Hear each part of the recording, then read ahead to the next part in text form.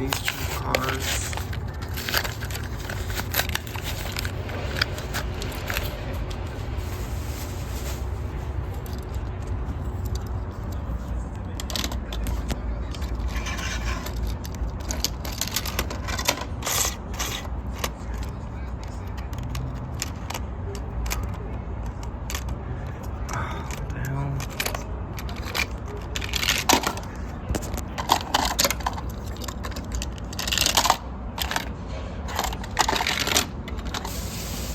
There we go.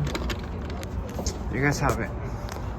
That's all we got to unbox here at Citadel Outlets. I couldn't film the unboxing process on camera because I was wrong. Phone doesn't have that much memory and it was a bit tricky, but I'm gonna have this in my Hot Wheels collection.